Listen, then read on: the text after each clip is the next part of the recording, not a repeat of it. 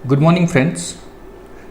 क्या आपने भी कभी एक्सपीरियंस किया कि जब आप कोई सामान लेने गए हों और आपसे पक्के बिल के लिए जीएसटी वाला जो पक्का बिल होता है उसके लिए आपसे एक्स्ट्रा अमाउंट मांगी गई हो? अगर नहीं एक्सपीरियंस किया है तो शायद आप कहीं आगे एक्सपीरियंस कर सकते हैं। और ये कच्चा बिल पक्का बिल क्या होता है और क्यों लोग जीएसटी बिल के लिए हमसे एक्स्ट्रा अमाउंट जो चार्ज कर रहे हैं वो उसकी डिमांड क्यों कर रहे हैं, उसको आज हम समझेंगे इस वीडियो में। और किस तरह से आप जीएसटी के इस फ्रॉड से बच सकते हैं उसके बारे में पूरी चर्चा आज इस वीडियो में हम करेंगे। क्या होता है कच्चा बिल और पक्का बिल? कच्चा बिल वो बिल कहलाया जा सकता है कि जिसकी लीगल कोई वैल्यू नहीं है, वो कच्चा बिल आप कह सकते हैं। और पक्का बिल लीगली एक वैलिड डॉक्यूमेंट माना जाता है। तो कब कौन सा बिल आपका कच्चा बिल कहलाएगा और कौन सा बिल आपको पक्का बिल कहलाएगा, इसकी हम पहचान कैसे करेंगे? तो इसमें दो सिनेरियो हो सकते हैं कि अगर कोई पर्सन जीएसटी में रजिस्टर्ड है और कोई पर्सन हो सकता है जीएसटी में रजिस्टर्ड ना हो। तो इन दोनों के केस में आपका जो कच्चा बिल जो लीगली वैलिड नहीं होता है और पक्का बिल जो लीगली वैलिड होता है, इसकी पहचान हम कैसे करेंगे? तो आइए देखते हैं। पहला केस मैं ले लेता हूं कि अगर कोई पर्सन जीएसटी में रजिस्टर्ड नहीं है, उसके केस में कच्चा बिल और पक्का बिल हम कैसे डिफाइन करेंगे, कैसे आइडेंटिफाई करेंगे?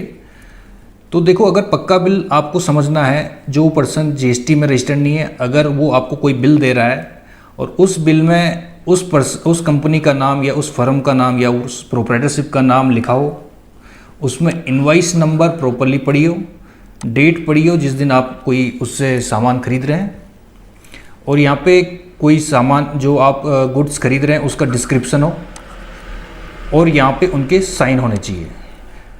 ठीक है, ये तो बेसिक कंडीशन है जो लीगली वैलिड डॉक्यूमेंट माना जाता है, उसकी बेसिक कंडीशन ये है।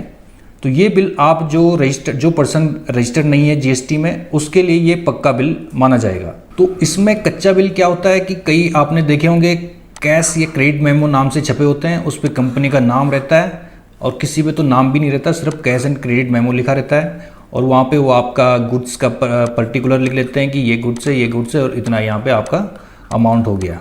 ठीक है जी।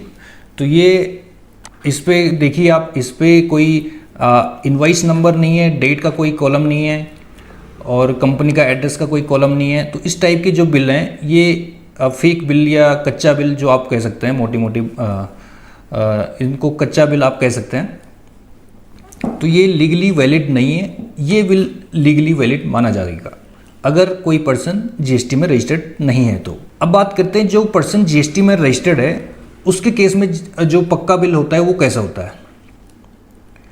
तो देखिए, सबसे पहले है यहाँ पे पक्के बिल में टैक्स इनवॉइस लिखा होगा अगर वो जीएसटी में रजिस्टर्ड है, उसमें इनवॉइस नंबर यहाँ पे पड़ा होगा और इनवॉइस की डेट होगी, यहाँ पे कंपनी या फर्म का नाम होगा, उसका एड्रेस होगा, मोबाइल नंबर, ईमेल आईडी होगी और उस फर्म का जीएसटी नंबर यहाँ पे होगा।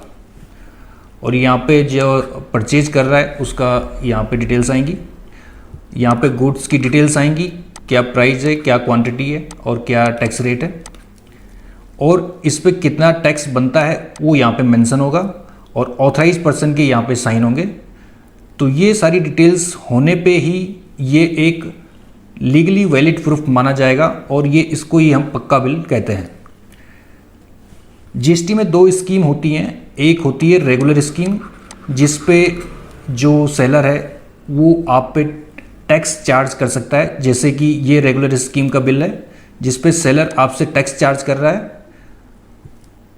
और एक दूसरी स्कीम होती है, उसको हम कंपोजिशन स्कीम कहते हैं, जिस पे सेलर आपसे कोई टैक्स चार्ज नहीं कर सकता, उसको एक सर्टेन परसेंटेज ऑफ टैक्स पे करना पड़ता है। लेट्स सपोज उसे 1% अभी टैक्स पे करना पड़ रहा है, पर ये 1% जो टैक्स वो पे करता है वो आपके इनवॉइस में चार्ज नहीं कर सकता, यहाँ पे वो आपको चार्ज नहीं कर सकता। जैसे कि इस केस में यहाँ पे 99% टैक्स आप पे चार्ज किया गया है और वैल्यू को जो ग्रॉस वैल्यू आई है उसमें आपका टैक्स चार्ज करने के बाद जो टोटल वैल्यू बनी है आफ्टर जीएसटी बनी है। इस केस में आपसे कोई टैक्स चार्ज नहीं किया जाएगा, वो अपने प्रॉफिट से ही गवर्नमेंट को 1% टैक्स पे करेगा। सर्विस के केस में ये 6% भी है, जिस भी केस में वो फॉल करेगा तो उस हिसाब से अपना टैक्स पे करेगा।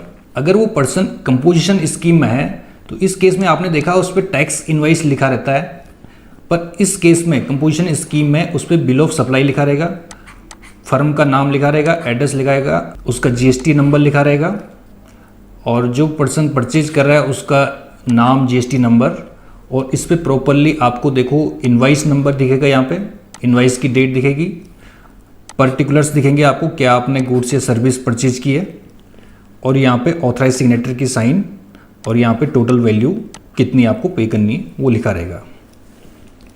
तो ये भी एक प्रॉपर इनवाइस है, ये भी एक जीएसटी का पक्का बिल माना जाएगा, जो सामान्य बोलचाल में हम बोलते हैं पक्का बिल। तो जीएसटी में कच्चा बिल क्या है? जीएसटी में कच्चा बिल अदर देन दिस, अगर जीएसटी में कोई पर्सन रजिस्टर्ड है और वो आपको इस टाइप का बिल देता है जिसपे उस फर्म का जीएसटी नंबर नहीं मेंशन है, और वो कोई जीएसटी अमाउंट चार्ज नहीं कर रहा है, या फिर वो इस टाइप का कोई बिल देता है, मेमो टाइप का कोई बिल देता है, तो ये इस केस में वो कच्चे बिल कहलाएंगे। अगर इस टाइप का कोई बिल आपको जीएसटी रजिस्टर्ड पर्सन देता है तो ये दोनों केस में कच्चे बिल के एग्जाम्पल हैं। तो आपको ये चेक करना है, अगर आप कोई जीएसटी रजिस्टर्ड पर्सन से गुड्स या सर्विस ले रहे हैं तो ये सारी डिटेल्स आपको देख लेनी चाहिए। उस पर ये टैक्स इनवाइस, आप इनवाइस नंबर, इनवाइस डेट, उस फर्म का या कंपनी का जीएसटी नंबर, नेम, एड्रेस वगैरह, और ये सब डिटेल्स आप देख लेंगे, और इस पर कितना टैक्स लगा हुआ है, उस पर ऑथराइज सिग्नेटरी की साइन है कि नहीं है। आप स्टैम्प अगर है तो स्टैम्प भी लगा सकते हैं अगर कंपनी है, अदरवाइज बिना स्टैम्प के भी चलेगा। तो ये जो डॉक्यूमेंट्स हैं वैलिड बिल माने जाएंगे। अगर ये कंडीशन वहाँ पे फॉलो नहीं होती है तो वो मीन्स फेक इनवाइस से, या फिर झूठे बिल हैं, गलत बिल हैं, या कच्चे बिल हैं, उसको आप कह सकते हैं। टैक्स की चोरी कैसे की जा रही है? लेट्स सपोज आप कोई मोबाइल खरीदने जा रहे हैं, आप किसी और चीज़ का भी एग्जांपल ले सकते हैं, मोबाइल या कोई इलेक्ट्रॉनिक सामान या कोई अन्य सामान, कोई भी सामान आप अगर लेने जा रहे हैं, और मैं एग्जांपल ले रहा हूँ कि आप मोबाइल लेने जा रहे हैं, तो आप मोबाइल लेने जा रहे हैं, आप मोबाइल लेने गए, आपने शॉपकीपर से कहा कि मेरे को भैया एक मोबाइल चाहिए, तो उसने आपको कोई मोबाइल पसंद आया, उसकी कॉस्ट उसने लेट्स सपोज 10,000 बता दी।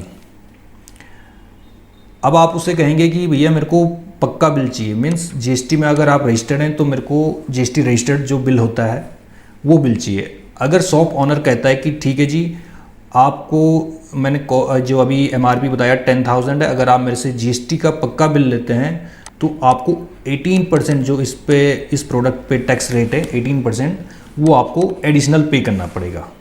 तो इसका 10% हो जाता है 1800, मीन्स आपको 10,000 प्लस 1800 एडिशनल, तो ये आपको 11,800 का समथिंग पड़ जाएगा। अगर इस टाइप की कुछ बात होती है तो समझ लीजिए आपके साथ वो टैक्स की चोरी कर रहा है और आपको एक किस्म से कह सकता हूँ कि लूट रहा है। मोस्ट ऑफ पर्सन सोचते हैं कि अगर हम बिना जीएसटी बिल के लेते हैं तो हमें तो यार कॉस्ट कम आ रही है, तो हम बिना जीएसटी बिल के ही ले लेते हैं। आप कह सकते हैं कि देखो मेरे को 1800 का बेनिफिट हो रहा है अगर मैं जीएसटी बिल नहीं ले रहा हूँ, पर एक्चुअल में देखा जाए तो आपको कोई भी बेनिफिट नहीं है, उसने सिर्फ आपको बेवकूफ़ बनाया है।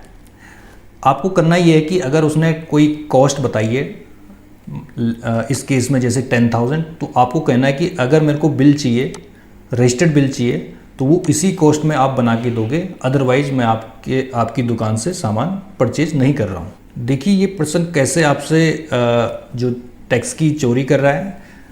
इसने जब ये मोबाइल परचेज किया होगा तो इसने इस पर इनपुट टैक्स ले लिया है, इनपुट टैक्स क्रेडिट, तो इसका तो ये बेनिफिट ले रहा है। पर अगर आपको ये बिल नहीं देता है तो ये जो 18% टैक्स इसको गवर्नमेंट को देना चाहिए इस कॉस्ट पे, इस एमआरपी पे, ये उस चीज़ को हाइड कर लेगा, मतलब इस बिल को शो ही नहीं करेगा आपसे। तो इस बिल में जो इसने प्राइस बताया 10,000, इसमें जीएसटी इंक्लूडेड है, पर ये इस बिल को शो नहीं करके ये टैक्स की चोरी कर रहा है। और दूसरे केस में चले जाएं, अगर आप ये बिल ले लेते हैं तो ये टैक्स तो पे कर लेगा, बट आपका जो उसका जो मार्जिन है वो 1800 से एक्सीड कर जाएगा, तो अपना मार्जिन भी इस अमाउंट पे बना लेगा। इस केस में उसको 10,000 में ही जीएसटी पे करना होता है। तो आपने देखा ये टैक्स की चोरी कैसे कर रहा है, इस चीज़ से आप बच सकते हैं। तो जो क्वेश्चन है कि क्या जीएसटी बिल के लिए एक्स्ट्रा रुपए जो मांगे जाते हैं वो सही है, बिल्कुल सही नहीं है। आप उससे डिसएग्री कर सकते हैं। आप कह सकते हैं कि जी भैया, हमें आपकी शॉप से ये गुड्स जो है हमें परचेज़ नहीं करना है, हम दूसरी शॉप से परचेज़ कर लेंगे और हम जीएसटी बिल के लिए एक्स्ट्रा अमाउंट पे करने वाले नहीं हैं। ऐसा क्यों किया जा रहा है? आपने देख लिया कि टैक्स की चोरी के लिए वो पर्सन अपने टैक्स को बचाने के लिए टैक्स की चोरी कर रहा है और आपको बिल ना दे के वो टैक्स की चोरी करके अपना बेनिफिट तो ले रहा है और साथ ही साथ टैक्स इवेजन कर रहा है। क्या बिल देना ज़रूरी है? यस, अगर कोई प्रोडक्ट की कॉस्ट 200 रुपये से एक्सीड कर जाती है तो उस केस में शॉप ऑनर या जहाँ से भी आप सर्विस ले रहे हैं उसको आपको बिल, जो जीएसटी वाला बिल है, पक्का बिल है, वो देना कंपलसरी है एज पर लॉ। अगर गुड्स की वैल्यू 200 रुपये से कम आती है तो शॉप ऑनर चाहे तो बिल नहीं भी दे सकता। अगर उससे कस्टमर डिमांड करता है कि मेरे को बिल चाहिए तो शॉप ऑनर इस चीज़ से डिनाई नहीं कर सकता। तो शॉप ऑनर को, अगर आप 10 रुपीज़ की चीज़ भी कोई सामान लेते हैं तो उस केस में भी आपको बिल देना शॉप ऑनर के लिए कंपलसरी है। उसके पास कोई एक्स्ट्रा अमाउंट चार्ज करने का उसको कोई राइट नहीं है, वो कोई एक्स्ट्रा अमाउंट चार्ज नहीं कर सकता जीएसटी पे। और ही has no right to provide bill without GST. GST के अनुसार उसको जीएसटी वाले बिल देना कंपलसरी है। अगर वो नहीं देता है तो क्या करें? अगर वो नहीं देता है बिल या फिर वो विदाउट जीएसटी बिल देता है तो आप उसका जीएसटी ऑफिस में उसकी कंप्लेंट कर सकते हैं और उस पर्सन पे 25,000 तक का जो है पेनल्टी या फाइन गवर्नमेंट लगा सकती है। तो आई होप आप समझ चुके होंगे कि आपको जीएसटी बिल लेना चाहिए। अगर कोई आपसे ये कहता है कि जीएसटी बिल के एक्स्ट्रा चार्ज पड़ेगा तो उस केस में आपको कैसे डील करना है आपको पता चल गया है। आप इसकी कंप्लेंट भी कर सकते हैं और नेशन बिल्डिंग में भी आप देश की मदद कर सकते हैं। Thanks for watching my video and kindly subscribe the channel and hit the bell icon for notification. Thank you.